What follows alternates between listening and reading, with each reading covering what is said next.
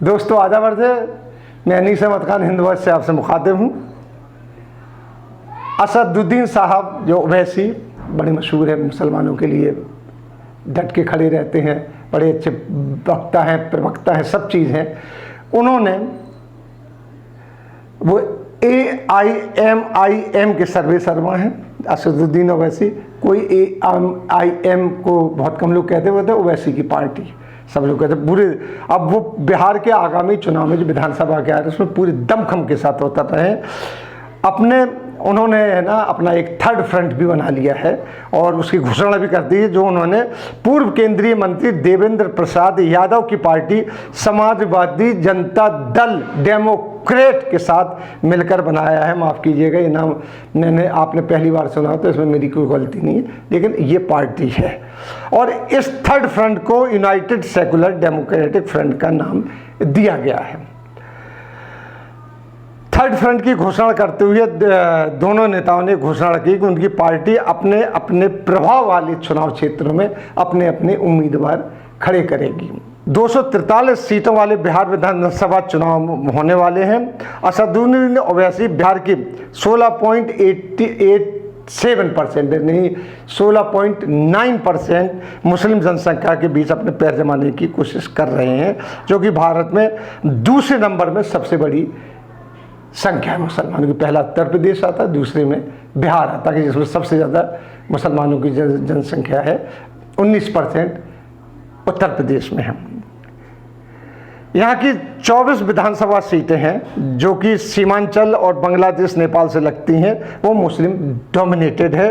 किशनगंज, कटिहार, अररिया और जो पूर्णिया जिलों में मुसलमान डिसाइडिंग फैक्टर है कि वहाँ कौन चुनाव जीतेगा कौन नहीं जीतेगा। दरभंगा में 23%, सीतामढ़ी में 21%, वेस्ट चंपारण में 21% मुसलमान रहते हैं। इस तरीके से फैलाव, यानी बिहार की 50 सीटों पर मुसलमान हराने की ताकत रखता है किसी भी पार्टी के कैंडिडेट को। इन सब को देखते हुए इन्हीं सब के लिए असदुद्दीन ओवैसी साहब बिहार में कई बार कोशिश कर चुके हैं। अभी तक उनको चुनाव में तो सफलता नहीं मिली। हाँ, उपचुनाव में किशनगंज से वो एक सीट ज़रूर जीते हैं, जो कि एक उनके बहुत बड़ी कामयाबी मानी जा रही है।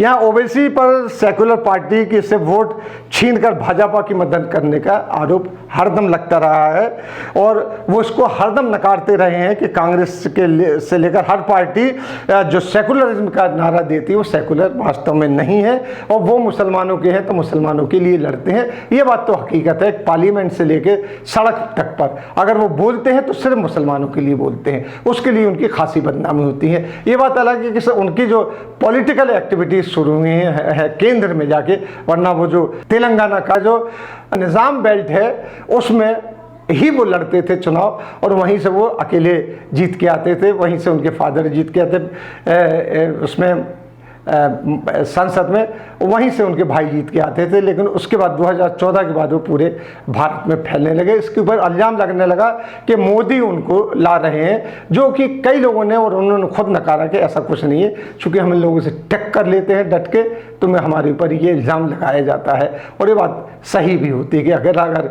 देखा जाए तो पार्लियामेंट से लेकर सड़क तक पर मुसलमानों का इशू उठाने वाला कोई आदमी है तो वो असदुद्दीन ओवैसी है। लिहाजा अब वो इस त्रिकोणीय पॉलिसी से अपने चुनाव लड़ना चाह रहे हैं। उनके साथ जो झांझापुर बिहार के MP हैं देवेंद्र प्रसाद यादव के बारे में मैं कुछ बात बता दूं, जिनकी पार्टी के साथ वो मिलकर चुनाव लड़ रहे हैं।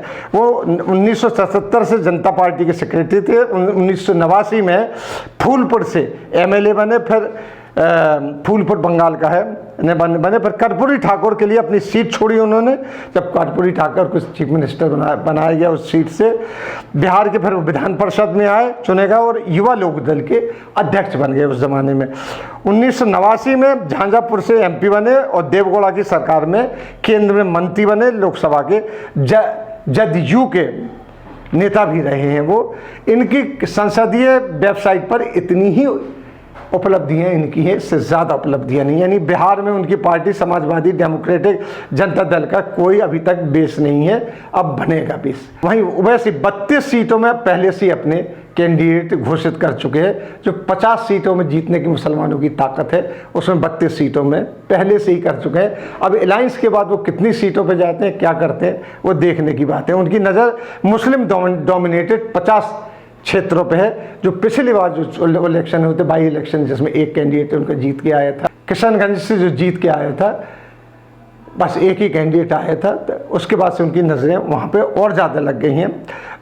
2019 का जो बिहार में सक्रिय है, ओवैसी बहुत ज़्यादा सक्रिय हो गए थे। अब वो सिर्फ एक सीट, वो भी मुस्लिम बहुल है, वो भी उसके बेस बना के आगे अपनी बात आगे रखे। जबकि 7 सीटों पर चुनाव उन्होंने 2019 में लड़ा था, जिसमें वो 7 में 1 में जीत पाया था। पहले 37 और फिर 50। अब गठबंधन बनने के बाद सभी सीटों पर चुनाव लड़ने की बात चल रही है उनकी, कि अब वो पूरे बिहार के हर सीट पर चुनाव लड़ेंगे। हालांकि वो वैसे मुस्लिम इशू पर खुलकर बोलते हैं, बहुत ज़्यादा बोलते हैं और बड़ी दबंगाई से बोलते हैं। हालांकि जब आपको याद होगा, वो 2019 में अपने शपथ लेने गए जीतने के बाद, तो जय श्री राम वगैरह के नारे लगाए बीजेपी वालों ने उनको, और उन्होंने हाथ हिला के और ज़ोर से लगाई और ज़ोर से लगाई, और उन्होंने तकरीर जो शुरू की वो बिस्मिल्लाह से शुरू की। बिस्मिल्लाह, नारे तकबीर, अल्लाहु अकबर, बिस्मिल्लाह रहमान रहीम से उर्दू में उन्होंने शपथ ली। इन चीज़ों से वो चिढ़ते हैं। हालांकि वो पुलिस ड्रेस भी उनकी वैसे ही है और हुलिया भी वैसी बना हुआ है उनका, क्योंकि वो उनका ट्रेडिशनल है। इनके फादर, इनके दादा, उनके वो निज़ाम के दीवान रहे, पैसे की इनको कोई कमी नहीं है। इनका बहुत बड़ा अस्पताल है तेलंगाना में, जिसमें फ्री इलाज होता है, जिसमें खुद असदुद्दीन ओवैसी भी अपना टाइम देते हैं। ये समाज सेवा की इनकी बात है, जिससे इनसे मुसलमान जुड़े हुए वहाँ के, और बाकी लोग जो ये इशू उठाते हैं, इसलिए मुसलमान उसके साथ उनसे जुड़ते हुए हैं।